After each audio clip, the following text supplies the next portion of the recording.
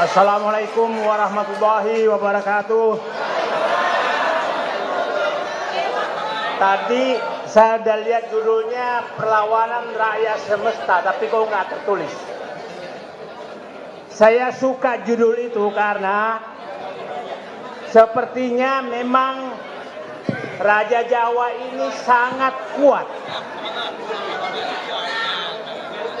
Terbukti tanggal 25 Presiden Republik Indonesia Jenderal TNI Purnawirawan Prabowo Subianto datang menghadap ke keluarga Raja Jawa.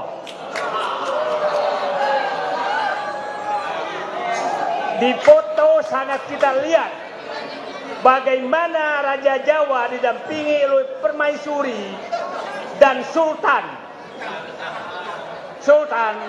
Dan datanglah Presiden Republik Indonesia bersama kabinetnya melaporkan pekerjaannya ke Raja Jawa.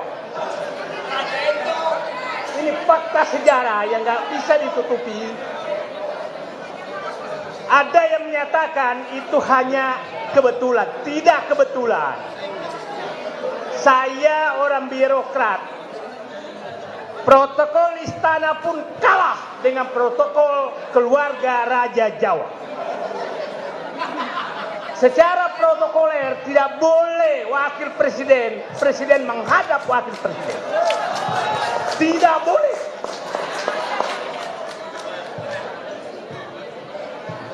Bagaimana saya bisa menerima sebagai rakyat presidenku diperlakukan seperti itu? Dan lihat gaya duduknya presiden kita, itu maju sedikit, seperti orang ketakutan. Bukan sandar di kursinya, sementara Raja Jawa dengan permaisurinya, dengan sultannya, duduk dengan gaya silahkan melapor. Ini fakta sejarah. Jadi, saya menyatakan 11 orang ini adalah pimpinan perang rakyat semesta melawan Raja Jawa. Ini bukan hanya sekedar Jokowi. Anda bisa bayangkan, kita sudah hampir 1 tahun hanya disibukkan oleh satu keluarga ini. Padahal presidennya sudah berganti. Sampai kapan kita melawan dia?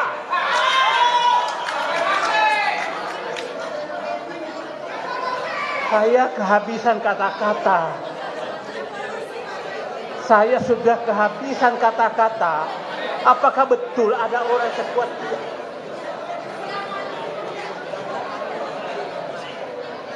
Apakah kita harus semua jadi martir saja demi keselamatan negeri ini? Saya pikir hampir semua siap jadi martir menghadapi orang satu itu. Ya, dia sudah keterlaluan. Hampir 10 tahun dibikin gaduh bangsa ini. Lebih 12 tahun dia membohongi seluruh rakyat Indonesia. Memelihara perampok-perampok yang ribuan triliun. Tapi kita masih disuruh menghormati. Saya kemarin dapat telepon dari orang dekat kekuasaan. Presiden kita itu memang menghormati orang tua. Orang tua. Jokowi lebih muda dari Prabowo. Jabatannya lebih tinggi dari jabatan Prabowo lebih tinggi dari Jokowi. Gibran anak kecil dibanding Prabowo. Itu yang harus menghormati. Orang-orang dari partai seputar Indonesia tukang maki-maki Prabowo semua. Itu anak-anak muda yang memaki-maki Prabowo selama ini. Tapi Prabowo selalu menghormati mereka. Akhirnya dikasihlah jabatan dengan gaji yang sangat tinggi. Jadi saya sedang berpikir sekarang, apakah mudah-mudahan Bapak Presiden Prabowo tidak merubah makna kata. Satu musuh terlalu banyak, 1000 kawan terlalu sedikit. Saya takutnya makna itu berubah. Satu kawan yang tetap idealis, punya integritas, terlalu banyak, maka harus dibuang. Makalah Pak Narko harus dibuang. Bapak-bapak semuanya harus dibuang. Karena Bapak tetap idealis dan tetap punya integritas, tetap punya nasionalisme, tetap punya patriotisme. Yang itu yang harus dibuang. Karena terlalu banyak. Dan kawan yang juru maki, tukang maki-maki, perampok, koruptor, terlalu sedikit, maka harus ditampung semua. Menjadi komisaris BUMN, menjadi wakil menteri, dan lain-lain. Pak Prabowo ingat, makna 1000 kawan, 1000 kawan tidak terlalu sedikit dan satu musuh terlalu banyak, jangan dibalik. Terima kasih. Assalamualaikum warahmatullahi wabarakatuh. Waalaikumsalam warahmatullahi wabarakatuh. Selanjutnya, pandangan dan penguatan deklarasi oleh Dr. Ustadz Alfian Tanjung. Kepada beliau kami persilahkan.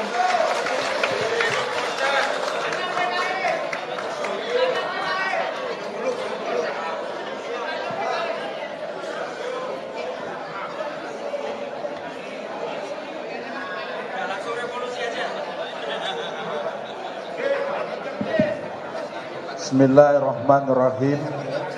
Assalamualaikum warahmatullahi wabarakatuh. Ada 12 orang yang terpampang di layar kita atau di backdrop kita. Saya berharap sebetulnya dituntaskan dulu yang 12. Buat saya Jokowi itu tidak perlu terlalu diberikan kalimat-kalimat eufemisme.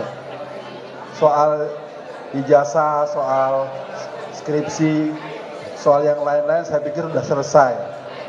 Yang penting sekarang memang harus ada gelombang mesin dan pemicu denotator gerakan kita bahwa yang namanya Jokowi itu harus ditangkap dan anaknya harus dimakzulkan.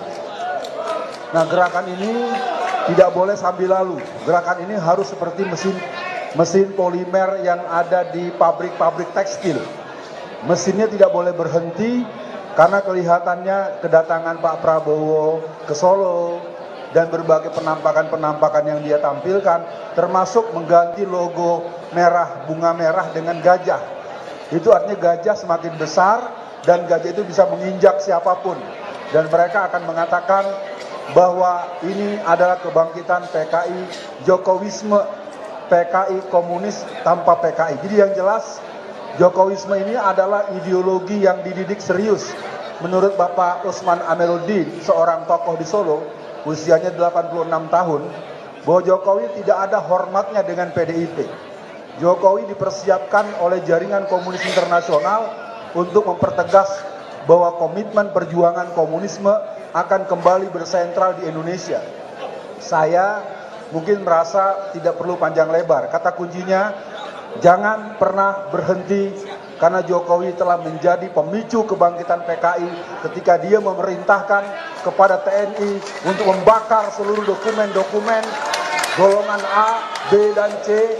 Satu waktu beliau menyatakan secara resmi agar seluruh dokumen A, B, dan C yang pernah terlibat PKI tahun 1965 harus dibakar. Berarti patut diduga Jokowi adalah pemicu kebangkitan PKI di Indonesia. Sekian dari saya. Mari kita usahakan agar ke-12 kawan ini jangan pernah ada yang masuk ke dalam penjara. Karena masuk penjara itu buat kita adalah sebuah hal yang tidak pantas. Mestinya Jokowi yang dipenjara. Sekian, Assalamualaikum warahmatullahi wabarakatuh. Waalaikumsalam warahmatullahi wabarakatuh.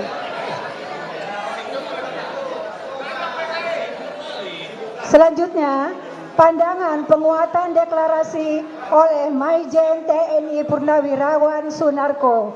Kepada beliau kami persilahkan.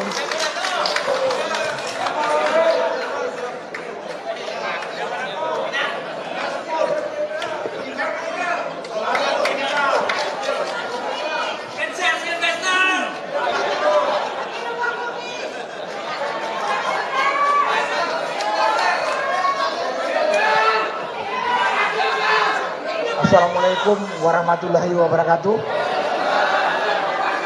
Salam sejahtera bagi kita semua.